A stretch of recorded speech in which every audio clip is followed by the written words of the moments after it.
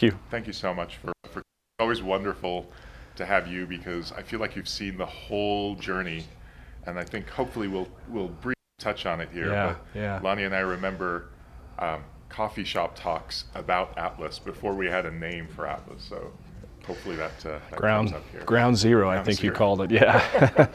But please tell us about where you were born, Lonnie, and a little bit about how you grew up. Yeah. So I was born in Portland, Oregon, and I grew up. I lived all over the place by the time I was 10.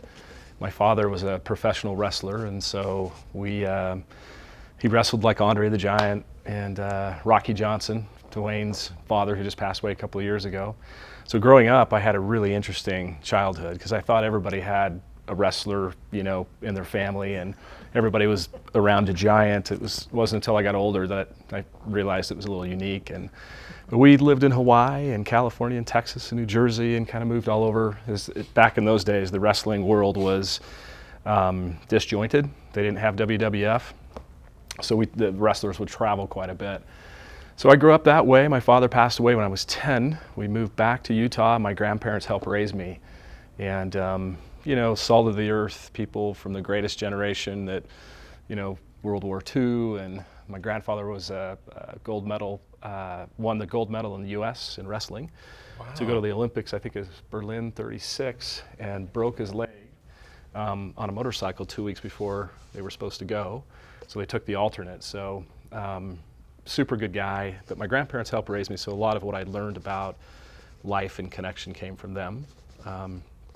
My dad's oldest brother was a turnaround executive, so in my summers I'd go spend time with him and go to meetings and board meetings and fly with him on his plane, and I probably learned more from him than I did anybody. And it's funny because I don't actually talk about him that much. It's almost like it's sacred for me. But he, you know, he treated people from the front desk and the businesses that he ran to the, you know, manufacturing and distribution centers, all the same. You know, he just saw people as a human being, and that had a real impact on my life. And so there was a kind of a combination of everybody there that taught me something, and still to this day. Heather and I worked together, and Heather's, you know, taught me a lot of great things, and Bassam. And so I've learned that when you can kind of take the ego, and I have an ego, but when you can kind of take the ego and push it aside, and if you pay attention and you listen to people, no matter where you're at, you're going to learn something that's valuable. Scott's taught me perseverance. I watched him crawl up the Olympic stairs one day when I went with him to run the stairs, and I had quit. I did it twice. I'm like, I'm out. These guys are going a third time, and I'm like, and Hobie Darling, if you know Hobie, came up to me and was like, hey, don't worry about it. You just stay here and rest. And everybody, Scott kind of hung there for a minute. Everybody hung there, and all of a sudden Scott went up to the stairs and started to crawl up the stairs. And I thought, dang it, now I have to. I mean, if he crawl up the stairs, I have to do it. So anyway, but yeah, that's it. That's only child. Yeah. So there's so much to unpack there. we could have a few hours on each topic, but actually this is the first time I heard about your grandfather being an Olympic wrestler, and now your father a professional wrestler. Mm-hmm. Did you ever consider wrestling? No, I never did. You know, my mother, she's 5'0", and all those guys are so big, right? And even my dad was small back in the day. But so the story behind that, real quick, is my grandfather. So he didn't go to the Olympics, but he did. He was the U.S. champion, and after that, they got through the war. He went into real estate, but he actually became a boxing promoter and wrestling promoter. So he was taking wrestlers. My dad was like 18 or 19 years old, I think, but he was taking wrestlers to Japan and doing these exhibitions with the Japanese and sumo wrestlers and all this crazy stuff. So he kept doing that for a couple of years, then he promoted boxers. These are old school guys, but like Rocky Marciano and Ezra Charles and Archie Moore, and pretty big names for back in the day. And then got into professional wrestling, boxing and professional wrestling, and told my father was going to go play professional football. And his dad, my grandfather, said, come to Japan and for 10 days and make money, and then you can go to football. So my dad, I've got pictures, it's really interesting. He went to Japan and he just had this charisma, and the Japanese just fell in love with this blonde-haired, you know, big dude. And he came home and said, Dad, I want I want to keep doing that. Yeah. That's awesome. So my grandfather was the one that kind of organized all of that. And if I'm not mistaken, his stage name was Mad Dog Mayne? Moondog Mayne. Moondog Mayne, sorry, Yeah. Moondog Mayne. Yeah, you'll have, if you look it up, what's funny about it, his name is also Lonnie Mayne, but it was Lonnie Moondog Mayne. So I've had a lot of people, I worked with Forbes on some PR stuff and flew back and met with their team, and they had a guy from Austin, and he was doing all this research on like my name and everything, and he goes, hey, by the way, we've got to fix something on the internet. And everyone's like, what? And he goes, well, there's this crazy guy that used to be out there, and every time we put your name in, his picture comes up, and I don't think it's good for your brand. And I just sat there quietly, and a couple of people knew, right? And he just kept going. He just kept talking, and I finally said, well, that's my dad. And he just got real quiet. He said, so you contrast that world of sports and entertainment with then the other side that you talk about with your uncle, I believe. Yeah. With sort of the executive turned around guy. Did you feel a contrast? Did you feel that contrast, or is it just this natural blend of this is life? It's that diverse. Yeah, no, I did, because the thing that I saw with my father when he was alive and when I was around him at wrestling or whatever is he also had this ability to connect with people and treat people, you know, and it didn't matter who it was, if it was a child or, you know, it was another executive. And then my uncle, his brother, he, you know, hard charging, held people accountable. I watched him do it. But, you know, literally, it's like all of you, this culture, this is what he created as well, and people loved him, you know, and I would watch him. I literally would sit in board meetings in the corner as a boy and watch him interact from a business standpoint, and then there would be a break, you know, and then I would watch him interact on a personal level with people. And no matter where I traveled with him, it was the same. And I just thought, gosh, no matter what I do, if I wanted to go into sports, you know, and I just didn't have the size or the ability. And I thought, could I, and I always had a vision in my head that if I went into sports, you know, you see athletes today that really give back, you know, or like the Dwayne Rock Johnson, right? It's just this incredible human being, but hard charging. And there are athletes that way too, but it feels like the majority of athletes, you don't really get, you know, treatment. They don't treat their fans the way that I thought I could if I went into sports. So I didn't. I thought, all right, I'm going to go into business, and I like to compete, so I went into sales, but I want to treat people a certain way, you know, and I always say it's perfectly imperfect, you know, but I can be tough and all that other stuff. But at the end of the day, we're just humans, you know, and so that's the thing that was important to me. So no matter where I've gone in life, that's what I've tried to put forward, if you will. So Lonnie, you mentioned, you just touched on your aspirations for a second, but did you know in high school and or college what you wanted to be when you grew up, or were you laser focused, or were you one of those who was, I'm going to figure it out? There were two things. One was I really wanted to play football at the highest level that I could, and the other thing was business. My uncle, he made me read books and give book reports to him, and his theory was always, you know, educate yourself. You know, and life changed, just like what we've all gone through the last 22 months. I mean, so much has changed, and I would imagine most of us have changed as a human, and even in the way we work and lead has changed, you know. So for me, it was always both things. So I didn't get exactly what I wanted to do, but I wanted to take the same passion and put it into work. So in my mind, I've always been an athlete at work, you know, yeah. And it's kind of like Nike. They call all their employees athletes when you go up there. The vendors are athletes, and I thought, you know, what can I do to continue to stay healthy and continue to learn, and, you know, and to me that was still kind of tied to the athletic side of it. I really like that metaphor, metaphor of athleticism in the professional setting. Yeah. So I actually don't think I know the answer to this. What did you major in?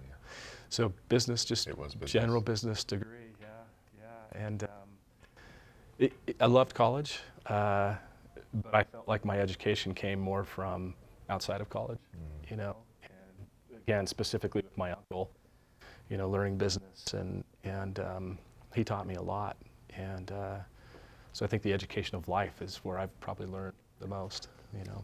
Did you choose to go outside of Utah, or did you stay in Utah? University of Utah. Yes. I'm a Ute. Sorry, Jamin. Yeah. Oh wait, he supports both, so we're okay. By the way, my son's a sports performance chiropractor, and he works up here 4 days a week and works on all the athletes. And so I was there the other day, I hurt my back. I've hurt myself 3 times this year, and I keep going into him. He's like, Pops, you got to slow down, like, you know. But he's got quite a few of the Utah players there. Covey was up there, and it's been kind of fun to hang around those young guys, yeah. So it's really yeah. cool. Okay, so You graduate from the great institution That's that right. is the University of Utah with Yeah. a business degree. And what is your first adventure post-college? Well, I had a young family coming out of college. I started a young family, so immediately had that responsibility. You had children before graduating, or Yeah, my daughter, and so it changes you, right? So I worked and went to school. I worked in a warehouse, and hated it. Absolutely hated the job. It was boring, and complained to my uncle one day, and he's like, "It's because you're not figuring out a better way to do your job." He said, "If you can get lost in a better way, like these are the things he taught me, right? If you, even the most mundane thing, if you can get lost in how to improve that, then you get into the flow." And I started doing that. But after that, I went into kind of a corporate role and in sales, and that company, so I threw myself into it young, and that company was acquiring other companies. And I knew about M&A from my uncle, and so I got put on the due diligence teams and the M&A teams pretty young. And again, back to the people side of it, when you do those M&A, things, you're asking people to move, and sometimes you're asking them to leave the company, and it just crushes the culture. It crushes the human soul of the individual that it's happening to, and then it crushes the culture. So I call it compression. People, it's fear. It's not that psychological safety, safe environment anymore. And that's where I stayed. I thought, gosh, how do we get people back? And so I took all that stuff I learned, both in school and from others, and said, all right, at a young age, I said, we need to work with every individual that's still at the company. We want to treat everybody that's no longer with the company, what I now call red shoes. And the ones that are staying, it's going to take some time. And so as leaders, you have to recreate the safety. So we grew that company from $2.5 billion to $7.5 billion in 2 years through acquisition. So it was constant turmoil, and it was blending cultures and families, and somebody that's worked with somebody else for 30 years and it was their best friend. They went on vacation with their families and played golf together. Now that friend is no longer at the company. So you've got an individual now that's not only afraid, but he's mad or she's mad, right? And so that's literally where I've spent all my time, no matter what I'm doing, is there, and it's evolved over time. But that was my first adventure, and I did that for about 7 years, and then took a stint for a little while with a small privately held company that had been around for 30 years that needed help, and I did that, and then I went back to corporate, and then ran the tech company, that we talked about there for a little while. So I feel like I work with corporations now, so it's really interesting. The corporate environment for me, especially right now, there's so much room for opportunity to grow, and I think what you've built here, all of you, is an example. It's hard to scale as you grow the culture, but it's absolutely necessary now based on what's happening in the world and what we've all been through. So yeah. You sort of quickly went through some of those transitions, Lonnie, and one of the interesting things I always find is we assume that people as successful and driven as you are very precise about that path, but all too often it's circumstantial. Yeah. And I'm interested to hear if your transitions were circumstantial or if they were decisive. So when I was younger, back to kind of the family, as my family grew, they were decisive. The other thing I think is when you work hard, again, all of you have done this, but when you work hard, you put yourself in a position for other people to want you to come.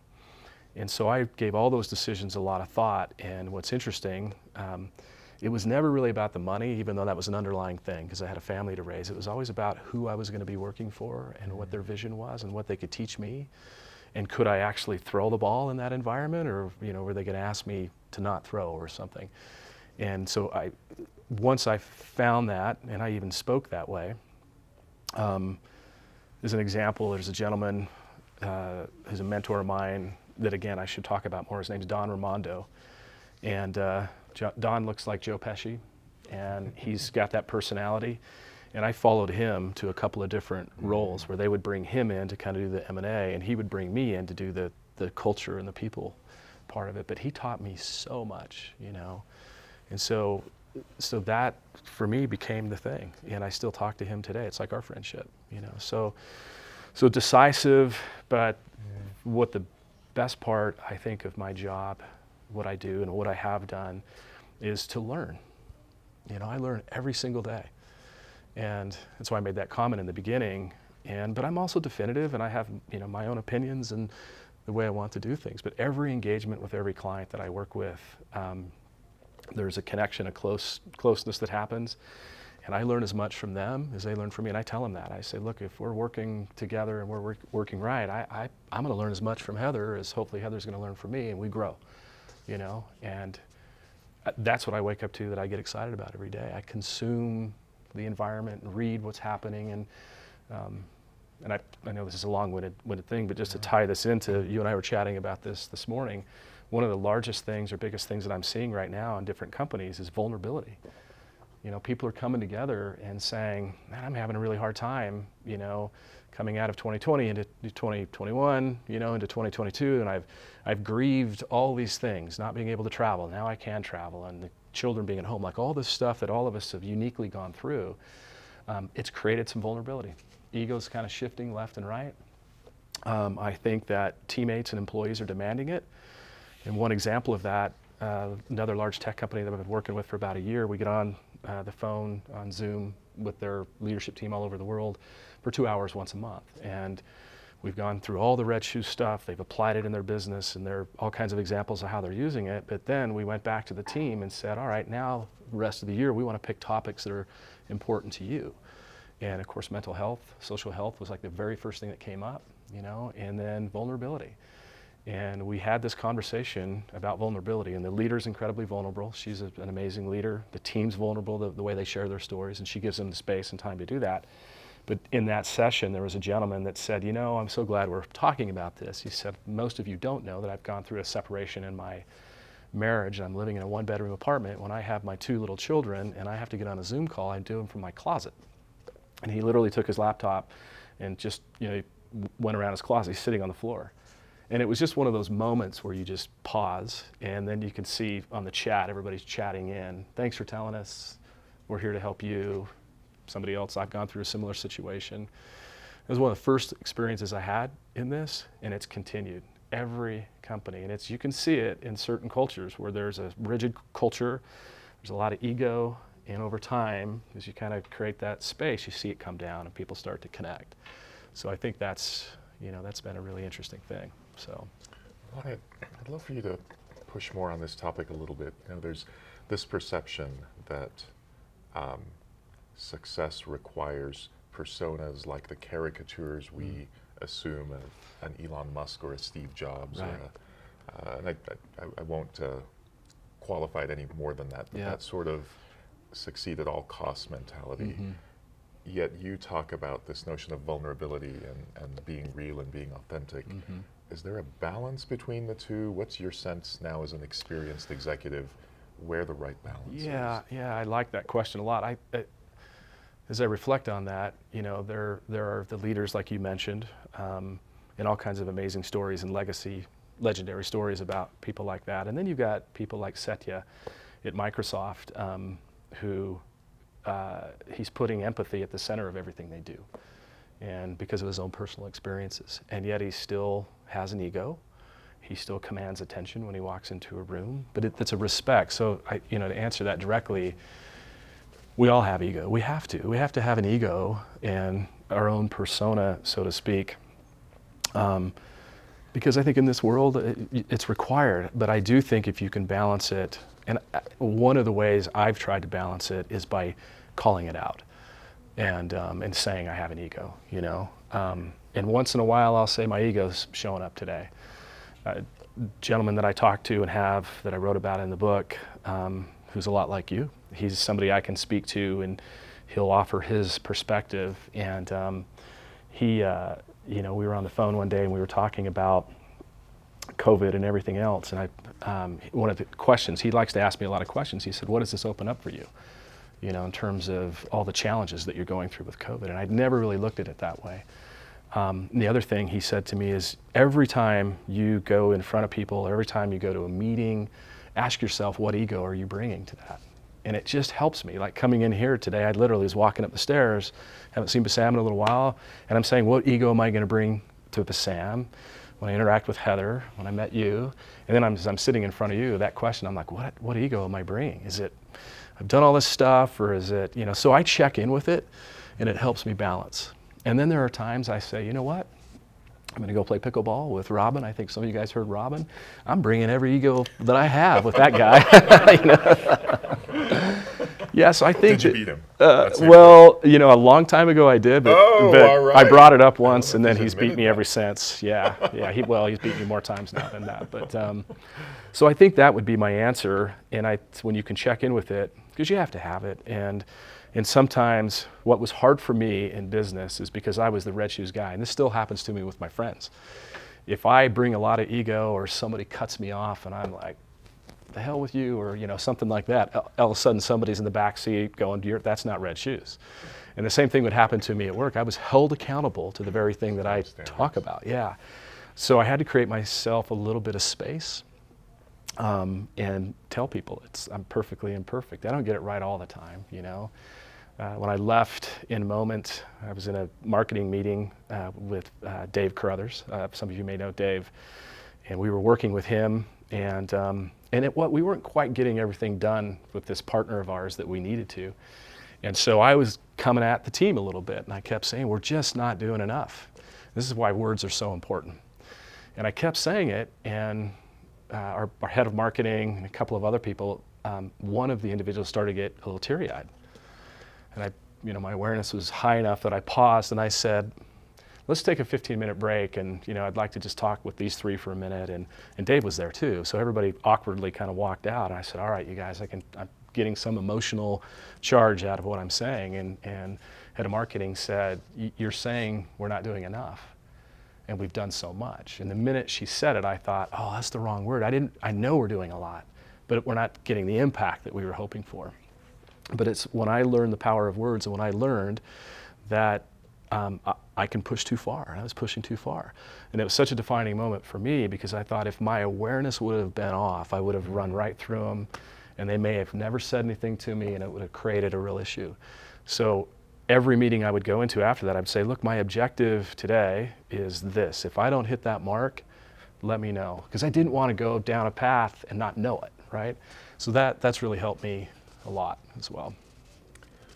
Lonnie, there are a lot of things that people who've sat in the chair you're sitting in here have in common with you, and quite a few things they don't. One of the things that I've now known you for many years that is unique about you is I've known you through, shall we say, your highs and lows, both personally and professionally. Yeah. Yet you've somehow managed to, at least from an outward appearance perspective, sort of stay in the zone. Yeah. The best of times, you're kind of in the zone. Yeah. The toughest of times, shall we say, you're still in the zone. Yeah. Does it take work to do that? Or do you feel like that's just who you are? You sort of subtly pull down the highs and lows, or pull up the lows? I think I've learned over time. I mean, I was much more frenetic and anxious, and things I've learned. I'm 53. I'll be 54 here in a week, but some of the things I've learned, about me, the last 22 months, I've kind of gone on my own journey because of COVID, and went back in time and started thinking about, losing my father and what impact did that have on me, and all these different things, and writing these things down and journaling, every morning, and just trying to, in my head, when I turned 50, I said to myself, the first 50 years were amazing, right? But the second half, that's the way I looked at it in my life, I want it to be even better. And so I started to reflect on where could I improve? And one of the things that came out was I've worked so hard my whole life. And I had a friend of mine say, what were you running from? And I was running from pain. I was running from anytime somebody would bring my father up when I was younger, I was like, it's too painful. So I would practice football more, or I'd go play tennis. And it wasn't until I got older that I realized my whole life there's been some level of anxiety that I've been running from, and it could be fear of not making the business successful, or fear of not providing for my family. So over time I have, and it didn't just start 22 months ago, it started a long time ago. Over time I said, wow, I want to be the calm sea. It's kind of like the Matrix when the bullets are coming and Neo is diving and in slow motion. That's how I actually visualize it and approach it and say, all right, I've been through a lot of stuff, and if I can stay calm Doesn't mean I'm not totally chewed up on the inside, but it's just served me well. And the other thing I think it's done, my kids laugh, they call me Yoda now, but it's helped me in my personal relationships too. So I look at it as every day it's different. It's not, can I do more? Can I get better? There's a component of that, but it is, whether it's snowing, or the sun is coming up, how can I look at life in a way with gratitude? And I think that's probably one of the things that has hit the most, being grateful for you bringing me coffee or having the opportunity, to present in front of all you. I literally go through my day and go, wow, I'm really grateful for a comment somebody made, or, I've shifted my mind. And then if I may, one more thing, because we've been doing a bunch of mindset work with all kinds of people. And through the Spartan organization that I've worked with, from Joe DeSena, the CEO, to competing and interviewing people like this, I've learned a lot, and mindset's a big thing. There's two components that actually connect most of the successful people. One is an attitude of gratitude or being gracious. You're incredibly gracious. And then the other thing is, I totally lost my... When we put you on the spot, totally, well, don't worry. Yeah. But I totally lost my train of thought on that. But on the gratitude side of it, I've had to mindset, that's where we're at. I've had to practice a gratitude thing, and it's a muscle you flex, because I can sit next to somebody that's saying, gosh, it's snowing and I've got all this work to do and I have to listen to this guy. And the other person is going, man, it's snowing, I can't wait to ski. And, this is interesting at some level, right? So I work on this every day. I wrote about it in my journal today. And here's what I wanted to share with all of you that I think you'll find interesting. Old research on mindset and what goes through our minds used to say that we had on average 80,000 unique thoughts that went through our mind. And 85% of them were negative and 95% were repetitive. New research out of Canada have come out, and they figured out now how they know when one unique thought begins and when it ends. So the numbers have come down, 6,200 on average that goes through our mind that are unique. In what period? Every day. Every single day. Mm-hmm. Wow. But the percentages, according to their research, didn't change. So think about that for a minute. So this is how I reflect. If that's true in my own mind, and I am thinking 85% of the time something negative, 6,200 times a day, then how's that going to project, So there's a level of consciousness now and flow, and there's a bunch of Zen work, that we've been doing, but it's powerful, from meditation to journaling, to taking little breaks and going for a walk, to your office environment. All these little moments in time. So all the way back to your question, one of the things I've learned, and COVID helped with this too, if it was 10 o'clock in 2020 and, I had a conference call, we were kind of quarantined, I'd just go for a walk, right? And so we've created this environment now where nobody really cares. Like there's much more we can do in that environment. So we naturally choose joy. There's research around that as well. This is nothing about the hard work part, but if you can choose to work in a company where you can have fun and you do questions, and so I literally navigate my life. I work hard, we have responsibility, we're accountable, but I try to choose the joy, and it's not, I'm gonna eat chocolate all day or whatever. It's just in a moment of time. What's the best thing that I can do right now for the business? The best thing for all of you. So I try to choose joy, but that doesn't disqualify work. It actually adds to it, because now I'm creating energy in my body. So I'll be charged up when I leave you guys. The way I've looked at this is such a great opportunity. So it'll transfer into the next thing that I do. And maybe the next thing I do depletes my energy, whatever that may be. But that's how I kind of go through life. All right, so what do I need to do? I need to write for 15 minutes, or I need to send somebody a letter. So that's how I'm navigating. So it's a long answer, but no, that was fantastic. And before I ask you the final question, before I turn it over, I'm going to prepare the team prepare your questions for Lonnie. And you sort of alluded to it, Lonnie, and I really appreciate that. And it's happened with other friends that sit in that seat. 50-something version of you is calm, collected, grateful, gracious, settled into their life. 30-something version of you is a very different person. And I think sometimes it's interesting. The question is, did we need the 30-something version of you to get to the 50-something version of you? Or would everything have materialized in the same way if we were always this sort of calm and I'm good? Yeah, I think the 30 version was needed. I think frenetic, I believe, is how you described it. Yeah, frenetic. And but now the 55 54-year-old hindsight, which I try not to go back, right? You try to stay in the moment and move forward, but I would have done things differently, but I can't, so I don't spend too much time there. But I think it's needed. I think, even losing my father, and I lost a brother 3 years ago. I know I said I was an only child, it's a long story, but I've taken all those moments in time, COVID, and I've just said, all right, what can I learn about me from that? So I think all the things that happened to us in our 30s, how we were, the environment we were in, I think that's how we turn, as long as we realize that once we know better, we do better, and we keep moving forward. We don't give up, we don't go back, we move on. As long as we know that, I think everything that's happened to us was what made us who we are today. And so I'm even grateful for that. It's taken me a while. It doesn't mean everything's great. Like, I'm not saying, like, there are some things that are just not great. They're crappy, and that's not like toxic positivity and all this other stuff, but that's how I choose to look at it, because if I can't learn, from the past, then I really don't know how to create that 54-year-old and move forward in the future. So.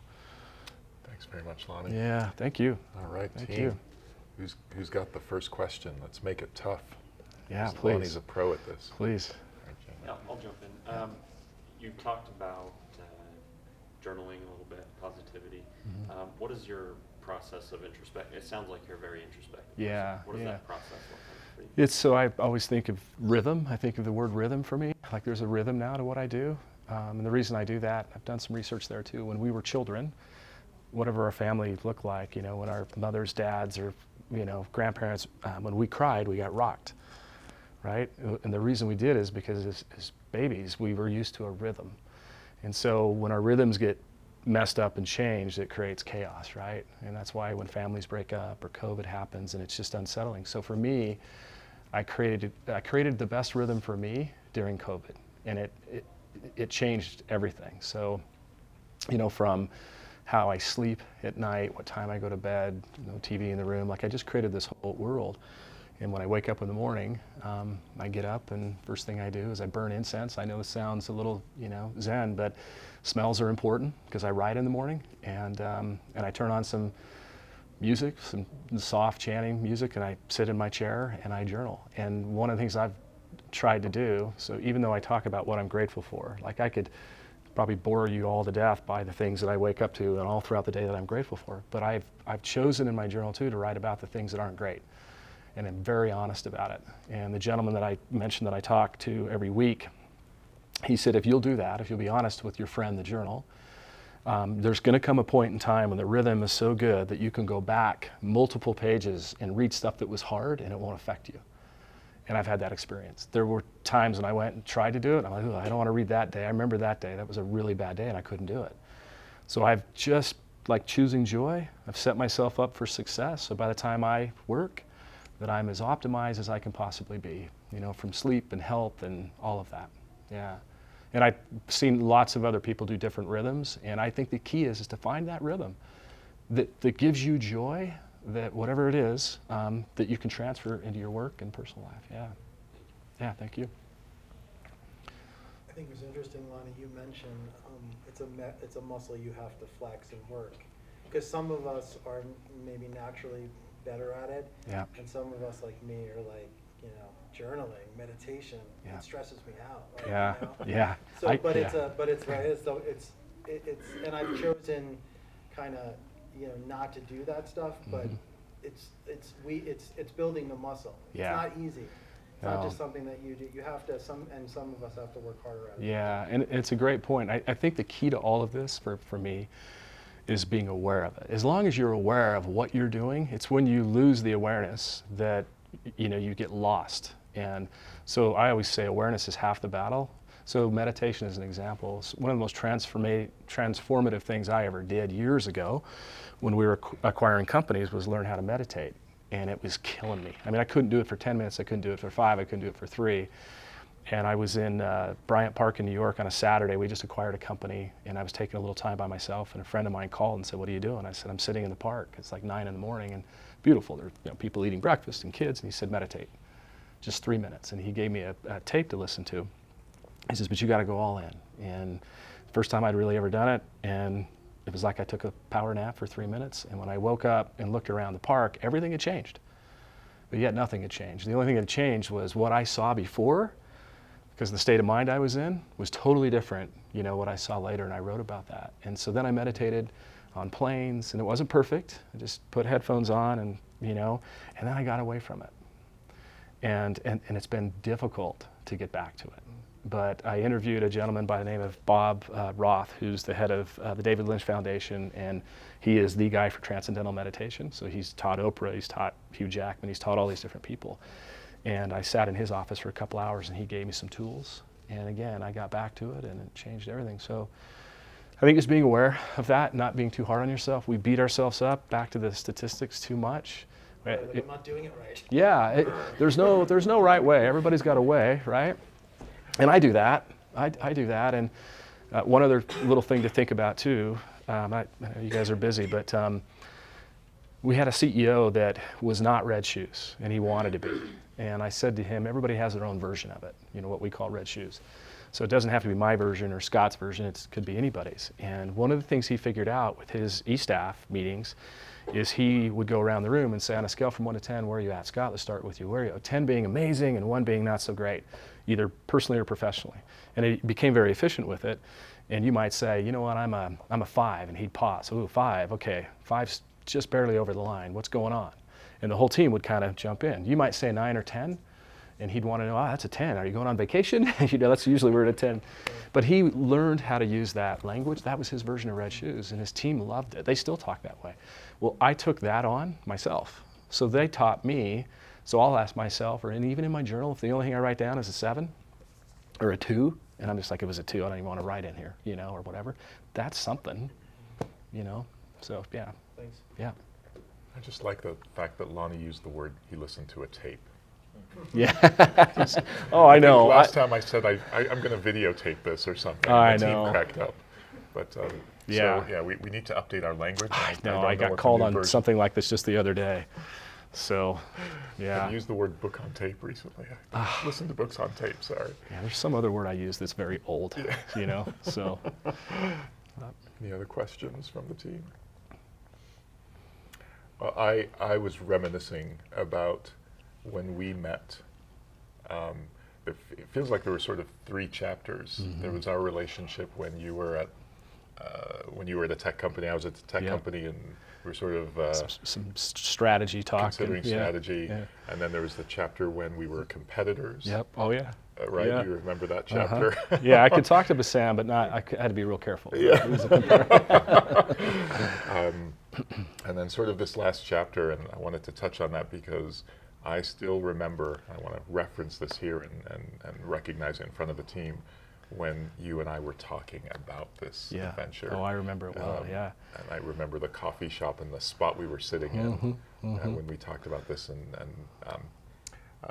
I'd love for you to reminisce just a little bit about that with us. Yeah, I was at a point in my career where I always wanted to do something with Red Shoes and write a book, and I couldn't quite get there. And you were in this place of you were ready to do it. And I remember sitting down with you multiple times, and you created a vision. And one of the things you said, I'll never forget it, is, look, I want to be able to ride my bike to work, or I want to, so you almost Don't described. say that to my team. I never ride my bike. But it was the e-bike, yeah. Maybe, but not. It was the idea, I think, of having both a great company and starting it with nothing, and the idea of a cool lifestyle along with it. Being in Park City, and you created this whole vision, which I think is incredibly powerful because, we do manifest what we think about and create. I mean, we do. We move. Manifesting for me is moving in a direction of what's in your mind, right? And that's what I saw you do. And sitting there, and I remember thinking to myself, like, oh my gosh, this is going to be tough. And I think every time we talked after that, Drew, I think, was there from the beginning, and listening to you guys talk, and then having successes and failures. And I really, I thought, I wonder if it's going to shift for you, because a lot of people, it's just out of responsibility, and that it would shift, and it never did. You stayed with it. So it sounds corny, but it's like a proud brother, I didn't want to say dad, even though I'm older than you. Barely. Yeah. Watching what you've built.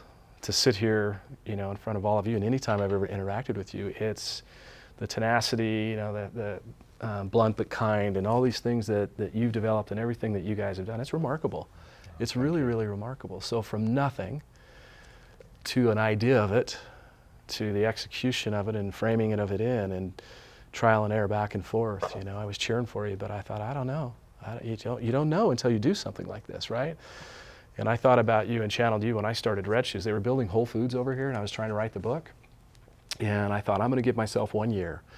And if I can replace some level of income that I've just walked away from and do it before they finish that Whole Foods, then I'll keep going. And I was stressed every day because that Whole Foods was being built quick. And my business was not being built quick, you know, and I was stressed. I was really, really stressed. I had to find a new rhythm. You know, I no longer was in 10 meetings a day. I was sitting at a desk in my basement, you know, no phone ringing, you know. So I channeled you because I'm like, all right, I have to do lead gen again. I have to send emails and call executives and beg to do keynotes and do free keynotes. And the first one I did was for PGA grounds crew in Nebraska. It was right before the Masters, and they wanted them to kind of create Red Shoes experiences at the Masters. So I landed in Lincoln, or whatever airport it was. I rented, you know, it's now my dime. So I rented the smallest car that I could get, and I'm driving. I had to drive a couple hours. And head of marketing from my old company called me, and she's like, what are you doing? And the week before, I had been at Nike in all these meetings, 2 days, and Nike, the way they treat you as a vendor is amazing, you know. And I'll never forget what she said. I said, I'm driving this car. I don't know what the heck I'm doing. And I'm going to meet with, doing a keynote for the grounds crew of all kinds of golf courses, but also the Masters. She goes, let me get this straight. So you left, and you were at Nike last week. Now you're driving this car, and you're going to go meet with people that, grounds crew? And I'm like, yeah. She's like, wow. And I thought, what do you mean, wow? You know, after I hung up, though, I thought, what am I doing? You know, and I'm sure you had those thoughts. But you just like you trial and error, you keep going, and you all the stuff I've talked about today, I've leveraged everything, and I continue to, and I learn, and life is as good as it can be. So it's not perfect, but it's pretty good. I was pitching this to you because I wanted to recognize in front of the team that you have been here for me and for the team every single year. Yeah. And you've always come in and helped inspire us and cheered for us. And now, as we close out year 6, I recognize how much of our success is due to having friends and cheerleaders like you. We're so grateful for you, Lonnie. And thank you. This is going to be a surprise, but I'll let the team know that Lonnie's going to be our guest in January at our retreat. So we'll have that will some be fun. really fun. Yeah, so we'll have some fun. Red Shoes in January. Yeah, it'd be great. I will, yes, thank you for calling me out on that. I know. I actually thought about it after I got here. I know. And let's close with Heather's question. Not really a question. Oh, or but I think comment. It's a good close. No, please. So please. as a person who has seen Mindshare Lonnie, Yeah. in Moment Lonnie, Red Shoe Lonnie, where you know, you guys are colleagues, right, at this kind of the same level. I work for Lonnie, you know, and I'll never. I see so much difference, even just the way you hold your face, the way you're everything, and you can just see how That's interesting. where your journey by being present is taking you. It's just the Lonnie today is just amazing. Yeah. Even though Thank there's you. been hard spots through there, right? Yeah. And I'm glad that I feel like we're colleagues now, Yeah. right? Yeah. And you know, I read your book and I've done all that, and so I'm just so impressed, and I'm so thank you. glad that from the Mindshare Lonnie who you are. Yeah, Because yeah. it's noticeable Yeah. from a person who worked for you, and I'll never forget our first trip, and I don't remember what restaurant client it was, where you were doing a Red Shoes, and I wanted to make sure everything was perfect for you, kind of that customer delight. You've always been that way, yeah. But what struck me in that particular moment is having people stand up who are restaurant managers or shift managers or whatever, and start crying about how much you've impacted, what you've said has impacted their lives. And then that's that thing, no matter what you're doing, if you're finding it boring or whatever, you're not looking at it right. Right. And you continue to find those places in people's hearts and minds even today. So Yeah. I just want to say thank you. Well, thank you for saying that. And just quickly, what you just did, the energy transfer of that for me, I don't run past those moments anymore, and I'll carry that comment all the way through today and through the week. And I mean, the power of recognizing somebody is huge. So thank you for doing that. And then just want to say one last thing. In that journey, I mean, I ran through it with you in my head, and I literally can remember those phases, and I needed them to get here. But one other little thing that I've done that you might find really funny is I pull photos out of me in those stages. And then there's one photo from 2020 when I'm playing golf with my 3 boys through COVID, and I have pictures when I was not in the place that I am, and I have a picture when I was absolutely in the place that I wanted to be. And it's profound physically how we look. So I look in the mirror, and Scott, I'm pointing to you, just talking about rhythms and stuff, and all that, but I look in the mirror every day, not to see if I'm good looking or ugly or whatever, but I look in the mirror to see, where am I? Am I tired? And I did that. I'd wake up at 3 o'clock in the morning, and I'd turn the light on and go, where am I? And I could start to tell I'm overthinking something. I'm waking up.